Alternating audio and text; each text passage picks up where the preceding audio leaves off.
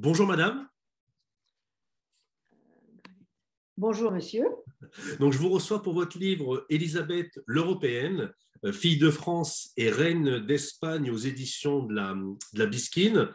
Pour vous présenter, vous êtes diplômée en sciences politiques Paris, vous avez fait une carrière internationale et vous avez publié de nombreuses études économiques, notamment sur le Mexique et le Portugal. Et aujourd'hui, vous écrivez des articles pour des revues d'art. Donc moi, je vous interroge pour cet ouvrage aux éditions de la Bisquine, Élisabeth l'Européenne, fille d'Henri IV, sœur de Louis XIII.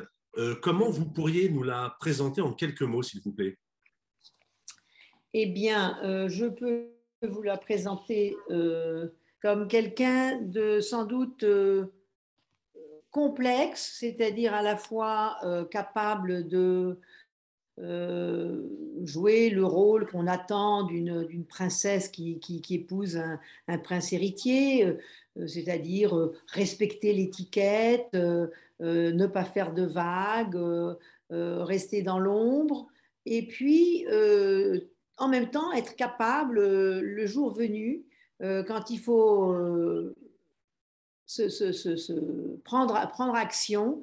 Quand on commence à l'écouter, une fois qu'elle a eu un fils héritier, on verra à ce moment-là, elle aura un peu plus d'influence. Elle est capable de devenir régente, de s'opposer au roi, sinon de faire des vagues, au moins d'agir et peut-être de se rebeller un peu notamment contre le tout-puissant conseiller du roi. Et bon, je ne vais pas tout dévoiler tout de suite, mais elle a certainement de l'audace, elle a certainement une capacité à résister aux malheurs, aux déceptions, et elle a du courage pour entreprendre ensuite des choses importantes pour son royaume et pour elle-même. Merci de cette présentation. Donc, Élisabeth a eu plusieurs drames dans sa vie. Le premier drame qu'elle affronte, même si elle est relativement jeune, c'est le décès de son papa, de son père, Henri IV. Alors, vous en parlez dans le livre, mais est-ce que vous pourriez nous en dire un peu plus sur comment elle a vécu cette période très difficile? Écoutez, vous pouvez imaginer on n'a pas autant d'éléments et d'informations sur les sentiments d'une petite fille quand elle perd son père. Elle a 8 ans, si je me souviens bien, ou elle va avoir 8 ans. Alors, on a des idées sur le fait qu'elle s'entendait sans doute bien avec lui, elle aimait aller à la chasse avec lui, elle aimait jouer avec lui. Il y a des tableaux contemporains qui montrent Henri IV très proche de ses enfants. Euh, pour ce qui est des émotions ou des sentiments qui ont pu la, la, la prendre à ce moment-là, il faut faire un peu preuve quand même d'imagination et d'empathie pour voir ce que c'est. Ce qui est vrai, c'est que ce n'était pas une petite fille élevée, isolée, qui un jour apprend que son père a été assassiné. C'était une petite fille qui avait l'occasion d'avoir de nombreuses rencontres avec son père. On sait qu'il allait très souvent à Saint-Germain-en-Laye voir ses enfants, il s'amusait avec eux, il se mettait à quatre pattes pour jouer le cheval avec les petits-enfants qui couraient derrière. Enfin, c'était un père, on ne peut pas dire moderne, bien sûr, mais certainement pas l'image d'un souverain hiératique qui fait élever ses enfants par des nounous. Il était très proche, sans doute plus proche de ses enfants que Marie de Médicis ne l'a été en général, son épouse. Et puis Henri IV avait une volonté également que vous rappelez dans l'ouvrage, c'était d'élever tous ses enfants ensemble. Quand je dis tous ses Oui, enfants, c'est les enfants légitimes et ce qu'on appelle aujourd'hui, enfin ce qu'on appelait à l'époque les bâtards, c'est-à-dire les enfants issus oui, de ses maîtresses. l'enfant illégitime, avec ses nombreuses maîtresses. Alors, je n'ai pas en tête toute la liste, mais enfin, ça commence avec les enfants de Gabriel d'Estrée, d'Henriette d'Entragues.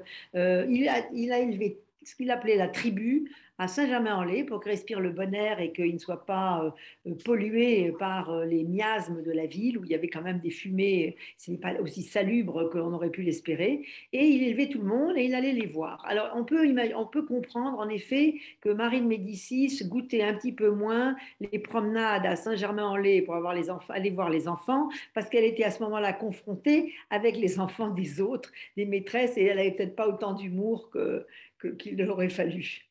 et peut-être aussi de patience.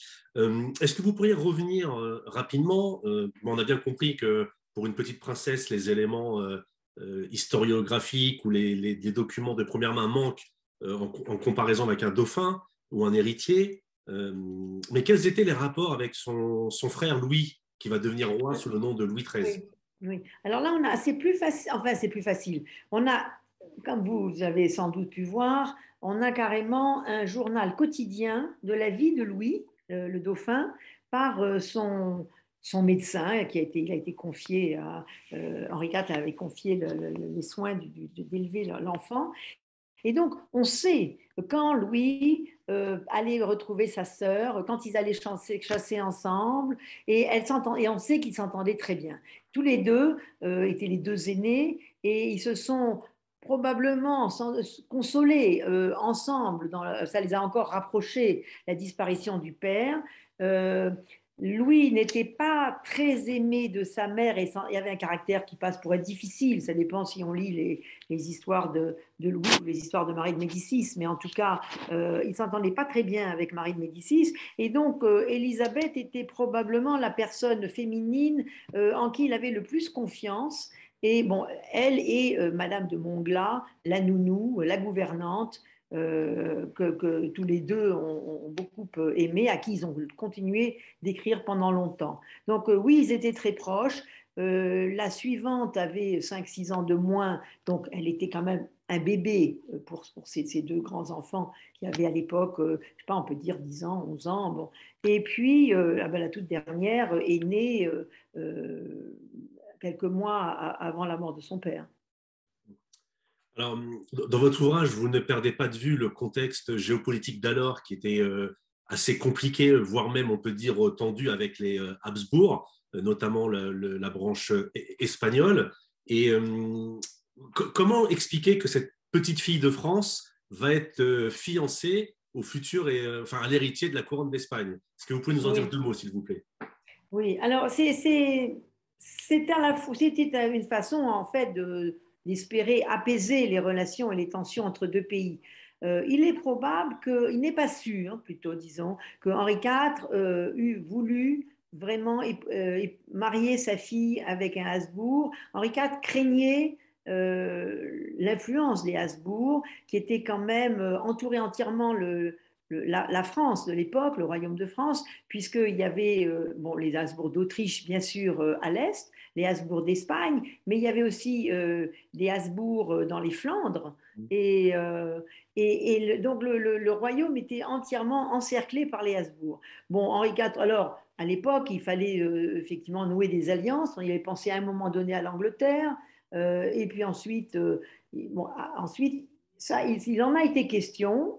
Et puis, c'était tout à fait sorti de l'agenda quand il est mort. Il se trouve que Marie de Médicis était probablement plus proche des, des, du catholicisme. Il y avait quand même cette ligue catholique à l'époque, parce que Henri IV avait sans doute, venant de la fin de la guerre des religions, qu'il a aidé à faire, et de cet esprit de tolérance, il était moins enclin à tout faire pour s'allier au premier roi de la chrétienté catholique, c'est-à-dire le prince des Asturies, héritier du trône d'Espagne. Marie de Médicis, en revanche, était sans doute plus sensible à l'idée qu'il fallait épouser un catholique pour renforcer le pouvoir catholique en Europe. Et alors, j'ai parlé tout à l'heure de premier drame avec la mort de son père Henri IV.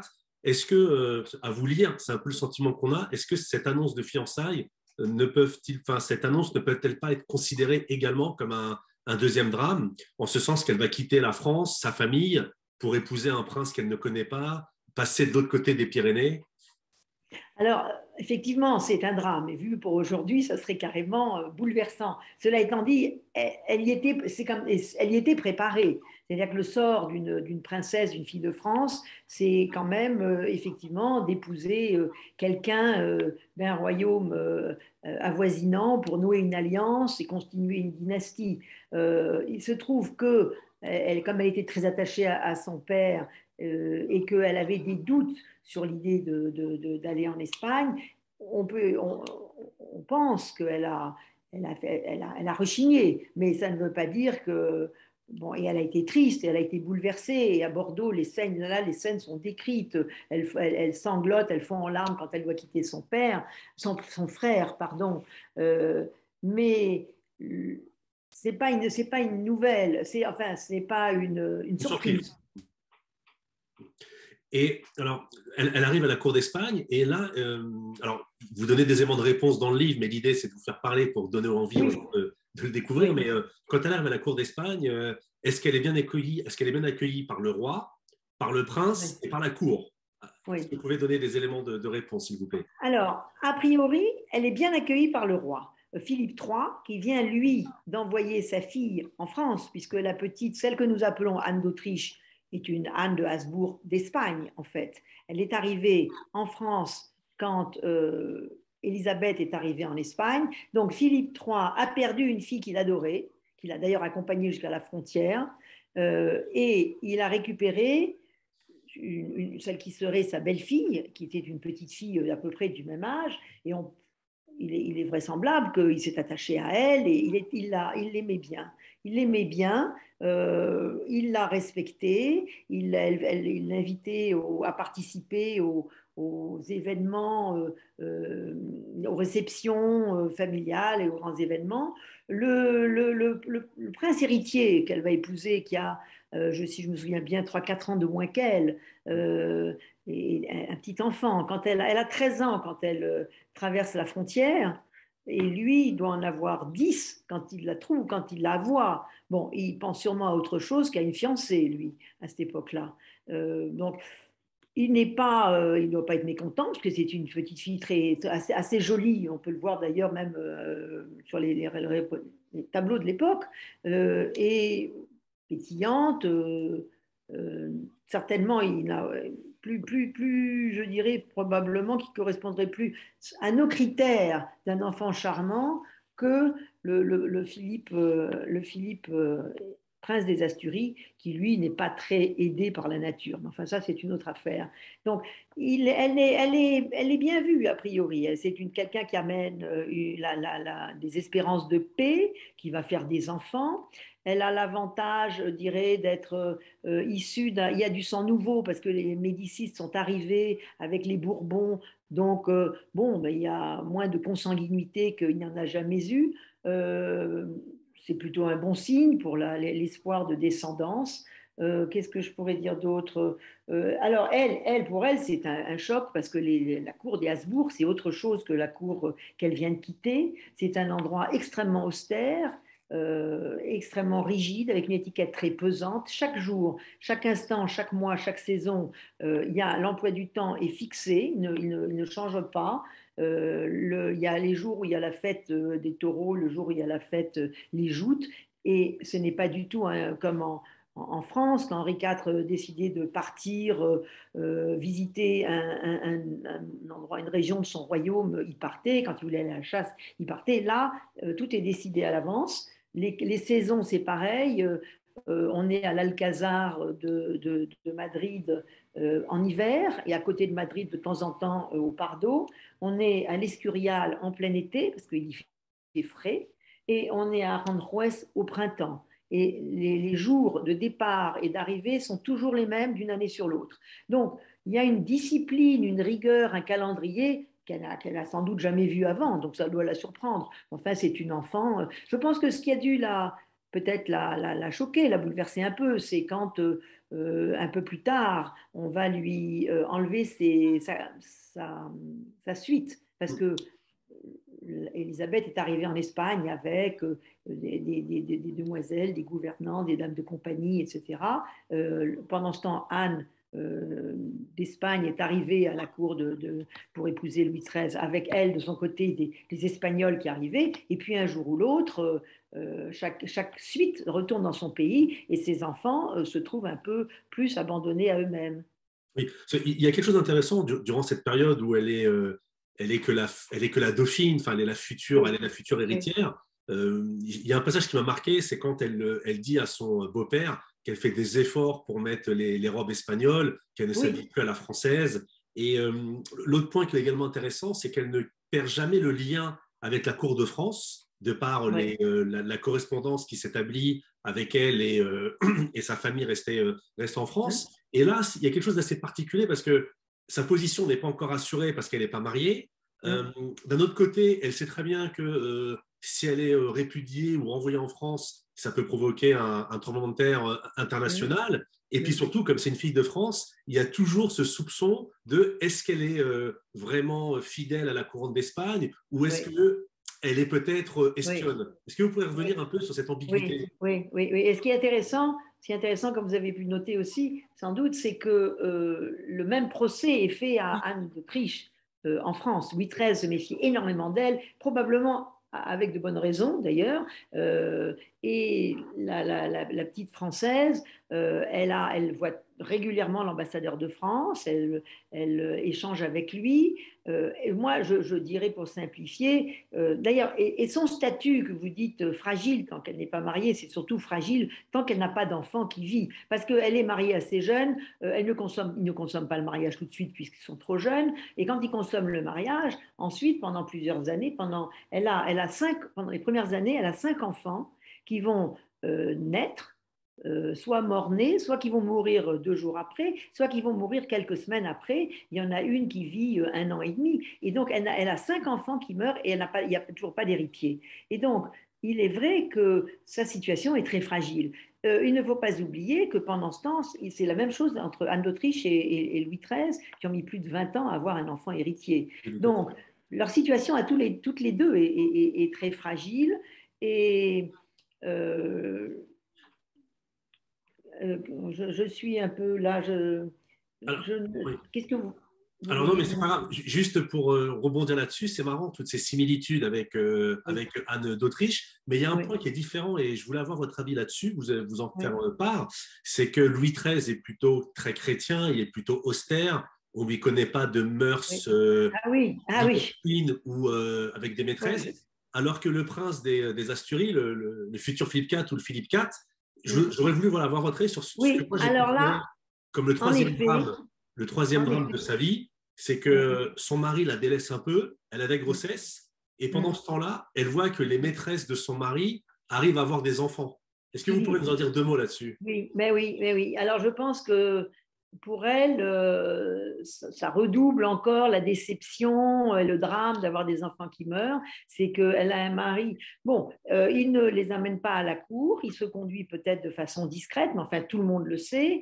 Il a des enfants qui vivent, il a de nombreuses maîtresses, il est tout le temps en train de courir après une femme ou une autre. Il a son conseiller, le Premier ministre d'ailleurs, Olivares, qui est son conseiller fidèle et qui restera son conseiller, l'emmène dans ses dévergondages, l'accompagne le soir, etc. Et la reine doit endurer en silence, endurer sans faire de vagues, sans faire de drame. Elle n'est pas écoutée, elle est souvent, comme il y a des disputes avec entre la France et l'Espagne, elle est en plus considérée comme une ennemie, très souvent, par le peuple, qui la hait, qui la traite de la française. Elle sort en carrosse et on la traite de la française. Nous, on a eu l'autrichienne après, mais bon, là aussi, il y a un parallèle, même s'il est très différent. N'ayant pas d'enfant, elle n'a aucun pouvoir, aucune influence, aucun respect, et elle est même, comme je dis, maltraitée par son mari et par le peuple. Et puis, le Premier ministre lui est hostile parce que de toute façon, lui, d'abord, il ne fait pas attention aux femmes, ça ne l'intéresse pas, et elle ne lui apporte rien qui puisse lui être utile. Alors, et c'est vrai qu'elle a peur d'être répudiée, elle a peur d'être envoyée dans un cloître, d'être renvoyée en France, comme vous avez dit. Mais c'est là que je dirais, c'est là qu'on voit qu'elle résiste, parce qu'au fond, elle aurait pu devenir neurasthénique, ne plus jamais sortir, se morfondre. Et elle va au théâtre. Enfin, elle a fait construire des théâtres dans tous les palais, là où il n'y en avait pas. Elle donne des représentations, elle aide les dramaturges. Donc, elle se distrait, dans le sens vraiment distraction, en attendant que les choses tournent à son avantage. Et ça arrive en 729. Ça fait 8 ans qu'elle est reine. Ça doit faire une dizaine d'années qu'il consomme le mariage. Enfin, il y a un enfant qui va vivre, un fils qui naît, qui va vivre, Balthazar Carlos. Et alors, là, c'est une autre image. Le destin d'Élisabeth s'éclaire. Oui, il s'éclaire parce que son mari va lui apporter plus de considération. Mais est-ce qu'on peut parler à partir de cette naissance qu'elle a pu jouer un vrai rôle politique? Parce qu'il y a cette Oui, fameuse phrase du roi qui dit Mon favori maintenant, c'est ma femme. Est-ce qu'il a eu. Enfin, allez-y. ça prend quelques années. Si je me souviens bien, bon, le fils naît en 1629 et il renvoie son premier ministre en 43, donc ça fait 14-15 ans. Pendant 14 ans, quand même, elle endure des liaisons de son mari du roi avec notamment une actrice de théâtre, la Calderona, pour laquelle elle craint encore plus que jamais ce qui s'est passé. Mais elle, c'est vrai qu'elle a un fils, qu'elle s'occupe de lui. Elle a d'autres grossesses qui donnent cours, enfin qui ne se poursuivent pas. Elle a d'autres enfants qui ne vivent pas. Elle a une autre enfant qui est Marie-Thérèse. On reviendra sur Marie-Thérèse, qui a un rôle très très important pour la dynastie des Bourbons. Mais elle gagne en influence peu à peu. C'est-à-dire qu'Olivares continue de mener la politique et la géopolitique de l'Espagne. Les disputes avec la France continuent sans cesse. Ils se disputent généralement au nord de l'Italie, entre le Piémont, la Savoie, une vallée, les Grisons et autres, parce que ce sont des chemins privilégiés par les Espagnols qui veulent faire passer leurs troupes pour les emmener dans les Flandres. Et la France sait très bien qu'en bloquant ces endroits-là et en détenant des gens qui sont leurs alliés au Piémont ou en Savoie, ça va leur permettre de bloquer un peu le passage des Espagnols quand ils sont en hostilité. Bon, mais je reviendrai peut-être à ce moment-là sur elle gagne en influence. Alors, en parallèle, il y a le conseiller du roi qui fait erreur sur erreur. C'est-à-dire que il est un peu, aujourd'hui on dirait mégalomane, enfin il a le goût du risque, il a le goût du pouvoir, et il commence par, il y a le premier incident, je dirais, pour l'Espagne, c'est la Catalogne qui se révolte. Et là on est en 1632, donc ça fait le Balthazar Carlos, le prince héritier n'a que 3 ans, mais la Catalogne se révolte, le roi va aller se battre en Catalogne avec son ministre et il nomme Élisabeth régente.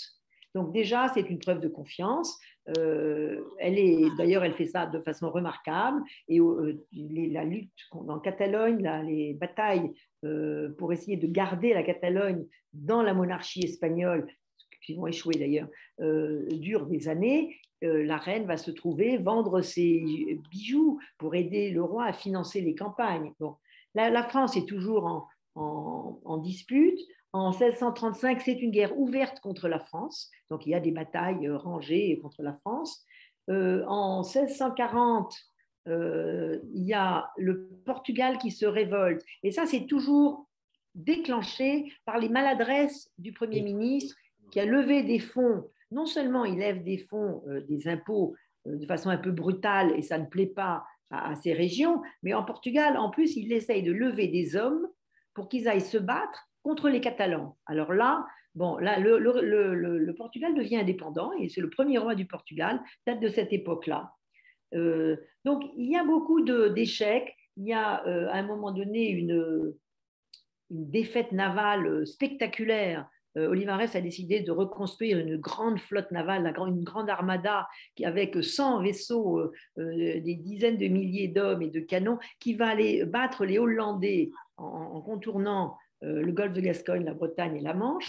La flotte est massacrée et sur les 100 bateaux qui sont partis, il n'y en a que 15 qui reviennent. Alors, en Espagne, on peut imaginer on peut imaginer la colère qui gronde. Alors avant, la colère, dès que les gens étaient mécontents, se fâcher contre la reine. Et maintenant, quand ils sont mécontents, c'est Olivares qui en prend. Et la reine mène bien, elle a des alliés. Quand elle est régente, elle a l'occasion de montrer à certains grands d'Espagne de ce dont elle est capable, elle s'allie avec eux, et, jusqu'au moment où elle va réussir à convaincre le roi. Elle ne sera pas la seule, il y a d'autres personnes qui interviennent auprès du roi pour lui indiquer qu'il est temps de se débarrasser de son conseiller, qui fait plus de mal que de bien au royaume. Et comme il y a eu énormément d'échecs et de défaites militaires, il comprend. Et ce jour-là, effectivement, il annonce, dorénavant, mon conseiller sera la reine, Elisabeth. Vous avez parlé tout à l'heure rapidement, on va l'évoquer maintenant. Marie-Thérèse va avoir aussi une histoire Ah, importante parce qu'elle va devenir reine de France du plus oui, grand, enfin d'un des plus grands rois de France. oui, alors Marie-Thérèse, elle a un sort, ça c'était le rêve d'Élisabeth, c'est comme le petit Louis XIV est né à peu près en même temps que Marie-Thérèse, elle s'est dit on va les marier. Et d'ailleurs, bon, on ne va pas parler de la mort d'Élisabeth aujourd'hui parce que il faut que les gens aient envie de lire ce livre, on sait qu'elle est morte, mais on ne peut pas tout savoir. Mais toujours est-il que son rêve le plus cher, et elle a toujours laissé des instructions et prévenu le roi qu'elle voulait que sa fille épouse l'héritier du trône de France. Et, euh, et par cela, grâce à cela, on a des Bourbons aujourd'hui en Espagne, parce que Marie-Thérèse euh, arrive pour épouser Louis XIV. Louis XIV lui-même, il est quand même il est petit-fils de Philippe III d'Espagne, hein, puisque là, il y a un frère et une sœur qui ont épousé un frère et une sœur. Donc, Louis XIV, des deux côtés, il est lié à l'Espagne. Et quand il y aura il y aura besoin d'un héritier pour le trône d'Espagne, Louis XIV va désigner son petit-fils pour devenir roi d'Espagne. Et ça sera le premier roi Bourbon. On pourrait dire que Élisabeth est la première Bourbon qui arrive en Espagne, et en fait, ça sera son arrière-petit-fils, puisque ça sera le petit-fils de Louis XIV, reviendra comme roi d'Espagne, et c'est les mêmes Bourbons qui sont toujours sur le trône d'Espagne. Donc Marie-Thérèse, oui, elle joue un rôle important dans la succession des Bourbons sur les trônes de France et d'Espagne. Oui, Philippe V d'Espagne, Philippe Philippe V, d'Anjou qui viendra. Oui. en Et, euh, 1700. et donc, j'ai une dernière question. Là, vous avez un peu parlé, mais j'aimerais revenir là-dessus parce que je trouve aussi que c'est un autre drame de sa vie, c'est qu'elle était très attachée à la France, elle appréciait son frère Louis XIII, mais en même temps, comme vous l'avez dit, elle était consciente de sa situation, de son rôle, de sa mission. Donc, elle est devenue fidèle à la couronne espagnole. Et durant toute sa vie, en fait, elle a vu son pays de sang, si je puis dire, se battre contre son pays de cœur. Et en même temps, elle a vu la fin de la domination espagnole. Est-ce que vous pourriez en dire, enfin, le début de Oui. la fin en tout cas? Oui, oui. Alors, je pense que c'est ce qu'on disait d'ailleurs, bon, c'est ce qu'on dit en général des reines mères dans ces cas-là, c'est-à-dire que elle n'est devenue vraiment intéressée par le sort de l'Espagne que le jour où elle a eu un fils. Je Oui. pense que jusque-là, bon, elle était en Espagne, elle avait une mission à remplir, faire des enfants et assurer la paix, mais au fond, son cœur était resté très français. Cela étant dit, du jour où elle a un fils qui va devenir roi d'Espagne, qui était né pour être roi d'Espagne, elle est forcément impliquée et désireuse de voir le royaume d'Espagne prospérer. Et c'est vrai que elle voit d'un mauvais œil la perte du Portugal, la perte de la Catalogne, les défaites nombreuses de l'Espagne. Euh, je pense qu'elle est à la fois, de toute façon, probablement, comme beaucoup de mères, de sœurs, et de ce qu'on peut imaginer, la guerre n'est peut-être pas pour elle la meilleure façon de régler les problèmes, mais en fait, c'est ce à quoi elle doit faire face.